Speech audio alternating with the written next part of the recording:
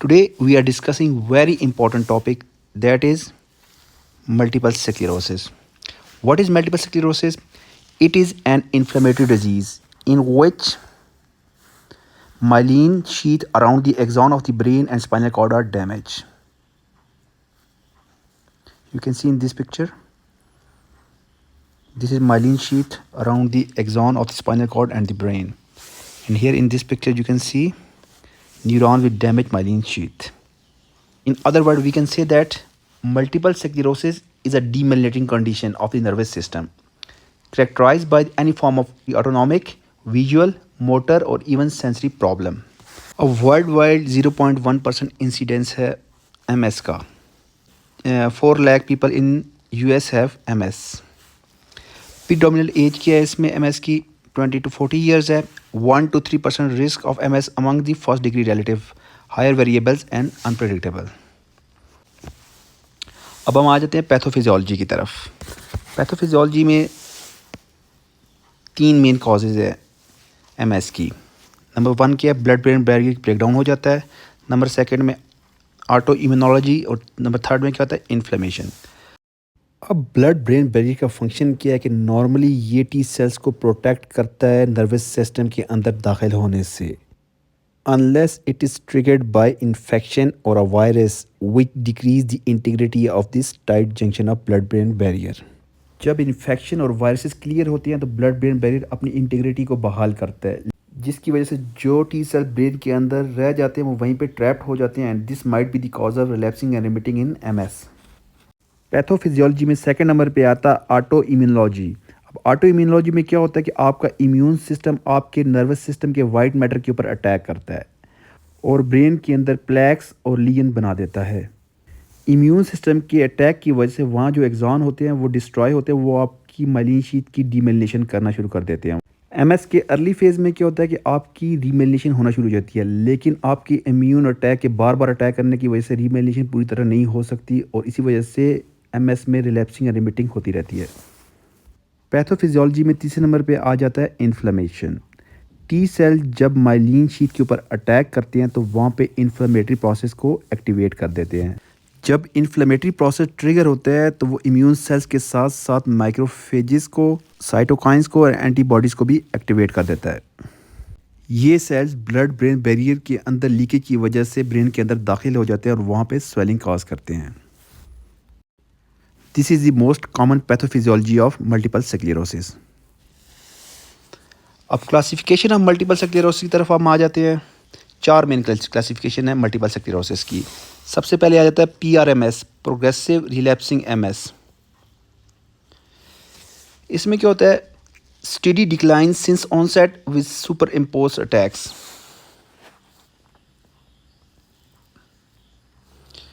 ये आप ग्राफ में दे सकते हैं. स्टेडी पहले इंक्लाइन करता है, ऊपर जाता है, देन डिक्लाइन, फिर incline, then decline, incline, decline. This is progressive relapsing MS. Second आता है SPMS, सेकेंडरी प्रोग्रेसिव MS. ये initially relapsing and remitting MS that suddenly begins to decline without period of remission and relapses. Up then down, up फिर down down down, then up then down. This is known as SPMS. Then PPMS, primary progressive MS, gradual progression of the disease from it's onset with no relapsing और remission. ये एकदम ऊपर की तरफ ही जाता है, gradual progression of the disease होती है इसमें PPMS में. That is a primary progressive MS. Then RRMS, what is this? This is relapsing and remitting MS, unpredictable attack which may or may not leave permanent deficient followed by period of remissions. इसमें ऊपर गया, then relapse, ऊपर गया, relapse, ऊपर गया, then relapse, relapse, ऊपर गया, then relapse. Unpredictable attacks होते हैं which may or may not leave permanent deficient followed by period of remissions. This is the 4 classes of multiple sclerosis. We move further. Multiple sclerosis के अंदर सबसे initial symptoms आपके arms, legs और face के अंदर sensation कम हो जाती हैं और ये तकरीबन 33% लोगों में ऐसा होता है. सेकेंड मोस्ट कॉमन सिम्टम क्या है MS, that is optic neuritis. Optic neuritis के अंदर क्या होता है, you have pain in your eyes with movement and temporary loss of vision in one eye, weakness in 13%, double vision and internuclear ophthalmology in 7%, unsteadiness when walking 5%, and balance problem in 3%. अब हम आते हैं हर्मिटन signs के ऊपर। It is present in 25 to 40% of the patient. Lhermitte signs में क्या होता है कि इलेक्ट्रिकल सेंसेशन प्रोड्यूस होती हैं आपकी बैक में एंड लिम्स के अंदर जब आप अपनी नेक को फॉरवर्ड की तरफ बेंड करते हैं। It is due to lesion of the dorsal column of the spinal cord और कैजुअल मेडुला। नंबर सेकंड पे आता है यूथॉफ फिनोमेना। यूथॉफ फिनोमेना में क्या होता है कि आपके न्यूरोलॉजिकल सिम्टम वर्स हो जाते हैं इन मल्टीपल स्क्लेरोसिस के अंदर या इससे मिलते जुलते कोई भी डीमैलेटिंग कंडीशन है उसमें आपके सिम्टम्स जो होते हैं वो वर्स हो जाते हैं जब आपकी बॉडी ओवर हीटेड होती है वेदर के साथ, एक्सरसाइज करते के दौरान, सोहनास, फीवर, हॉट बाथ लेते हुए। अब हम आ जाते हैं इन्वेस्टिगेशन के ऊपर। CSF में हमने देखनी है oligoclonal bands, mild mononuclear pleocytosis, myelin debris, normally slightly elevated protein that is myelin basic proteins। Blood test करने हैं तो वहाँ पे हमने B12 और फोलेट लेवल देखने हैं और ANA anti nuclear antibodies titres हमें देखना है। फिर उसके बाद एंटी फॉस्फोलिपिड एंटीबॉडी सिंड्रोम हमने देखना है उन पेशेंट के अंदर जहाँ जिनमें ब्लड डिस्क्रेजिया है। ब्लड डिस्क्रेजिया की टाइप्स में aplastic anaemia, iron deficiency anaemia, haemochromatosis, anaemia of chronic disease, ये सारे आ जाते हैं। उन ख़वातीन में जिनमें अनएक्सप्लेन्ड मिसकैरेजेस हो रहे हैं या जिनमें हिस्ट्री है DVT में, उनमें हमने anti nuclear anti phospholipid antibodies करानी है। इसके अलावा वास्कुलेटिक डिसऑर्डर को रूल आउट करने के लिए हमने ESR और रूमेटाइड फैक्टर करने हैं जो माइमिक करते हैं मल्टीपल स्क्लेरोसिस के साथ। MRI brain and spine is the most accurate test. MRI may show many plaques. MRI reveals multiple lesions and one large white matter lesions. These demyelinating lesions may sometimes mimic brain tumors because of association, edema and inflammation. These are the main investigation we can do for multiple sclerosis. ये आप देख सकते हैं picture में, ये this is the healthy brain and this is the brain with damage lesions और plaque caused by MS in white matter के अंदर आप देख सकते हैं। Multiple sclerosis lesion around the ventricular base is known as Dawson fingers lesion. You can see the MRI of this patient with Dawson finger lesions at ventricular base.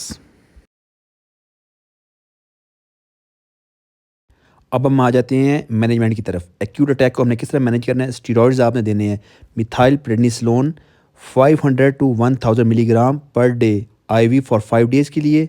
इसके साथ आपने oral prednisolone को टेपर्ड ऑफ कर देना है या आपने methyl prednisolone 1 ग्राम per day IV देना है फॉर 3 डेज़ के लिए, प्लस माइनस आपने ओरल प्रेडनिसोलोन को टेपर करना है। अब हम आ जाते हैं डिजीज़ मॉडिफाइंग ट्रीटमेंट की तरफ। ये ट्रीटमेंट अप्रूव की है FDA ने। Interferon beta 1A, interferon beta 1B, glatiramer acetate, mitoxantrone, natalizumab and fingolimod. These 6 drugs have been approved by FDA for disease modifying treatment for multiple sclerosis. अब हम आ जाते हैं मैनेजमेंट ऑफ सिम्टम्स की तरफ।